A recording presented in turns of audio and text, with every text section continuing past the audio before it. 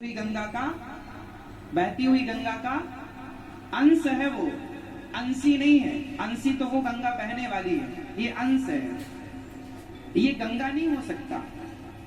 अच्छा, गंगा ये तब फिर हो सकता है जब जाके फिर से गंगा में मिल जाए। उसी तरह जैसे गंगा से वो गंगा का पानी बिछड़ गया, उसी तरह तुम और हम उस ईश्वर से बिछड़ गए। हम ईश्वर तो नहीं है, लेकिन ईश्वर के अंश हैं। वो गंगा तो नहीं है, पर गंगा का जल है। वो गंगा तो नहीं है, पर गंगा का अंश है। हम ईश्वर तो नहीं है, पर हम ईश्वर के, हाँ, यदि फिर से मिल जाओ तुम उस परमात्मा में, तो तुम और वो मिलकर फिर एक हो जाएंगे। तुम्हारी बोतल का पानी फिर डाल दो गंगा में, तो वो गंगा और वो मिलकर एक हो जाएंगे। इसलिए ईश्वर अंश जीव अविनाशी, चेतन अमल सहज सुख राशि।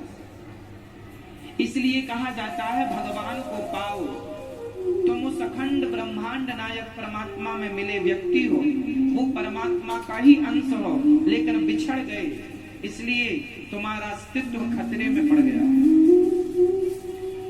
गंगा का पानी गंगा से बिछड़ गया तो बोतल भर पानी रह गया। अपने अस्तित्व को खो रहा है वो धीरे धीरे। सुअर मुंह डाल देगा तो पूरा अस्तित्व नष्ट हो जाएगा। उसी तरह यदि आप संसार के विषयों में उलझ गए, काम क्रोध लोभ मोह में, तो आपका वो संपूर्ण अस्तित्व मिट जाएगा। जैसे गंगा के जल का अस्तित्व मिट गया यदि सुअर ने मुंह डाल दिया तो फिर वो तो अंश भी नहीं रह जाएगा, बचा, खत्म हो गया, उसे फेंकना ही पड़ेगा।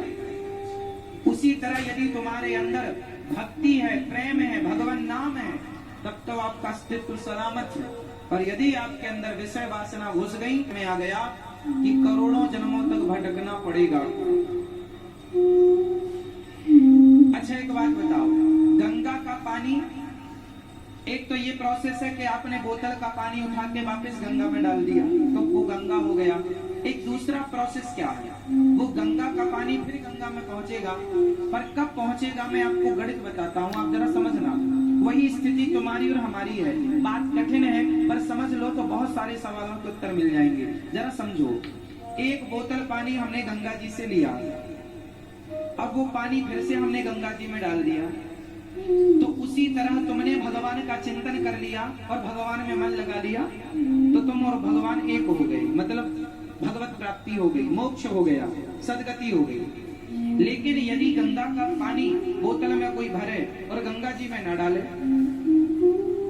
तो बताओ फिर वो किस तरह से गंगा तक पहुंचेगा? है कोई दूसरा ऑप्शन? एक और ऑप्शन है, आप बताओ, फिर मैं बताता हूं। क्या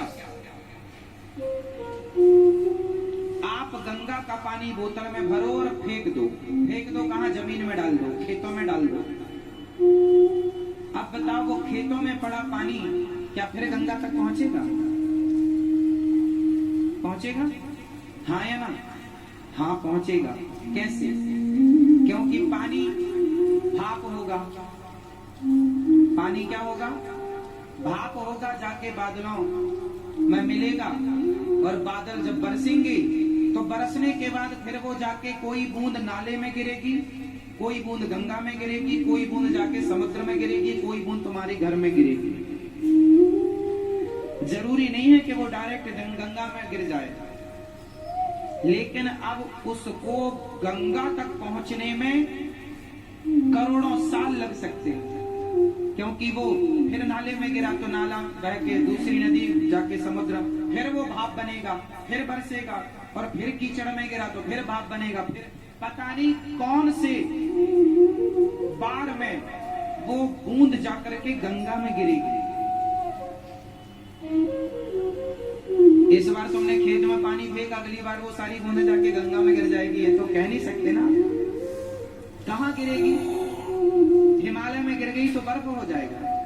स्टॉप, रुक गया वहां। अब कब तक रुका रहेगा? ग्लेशियर जब गलेंगे वो बूंद पिघलेगी, बनेगी, फिर समुद्र में फिर भाप बनेगी, तब जाके फिर बरसेगा, तब जाके गंगा में। मतलब उसे गंगा तक पहुंचने के लिए अब करोड़ों जन्म लेने पड़ सकते हैं, हाँ या ना। इसलिए कहता हूँ मनुष्य बन गए हो तो भगवान का चिंतन करके इसी जन्म में मिल लो। यदि इस जन्म में भगवान के चरणों में मन ना लगा पाए तो अगली बार तुम्हें करोड़ों जन्म लेने पड़ सकते हैं। 84 के चक्कर में भटकते भटकते पता नहीं फिर कब मनुष्य बनोगे, कब तुम्हारे अंदर सत्संग की, भगवान के भक्ति की बुद्धि आएगी और कब तुम भगवान में मन लगाओगे। आज बन गए हो मनुष्य तो लगा लो मन भगवान में, वरना वरना वरना पुनरपि जननम पुनरपि मरणम पुनरपि जननी जठरे शयनम। बार बार जन्म मृत्यु जन्म मृत्यु जन्म मृत्यु जन्म मृत्यु का चक्र चलेगा, कब तक? करोड़ों बार।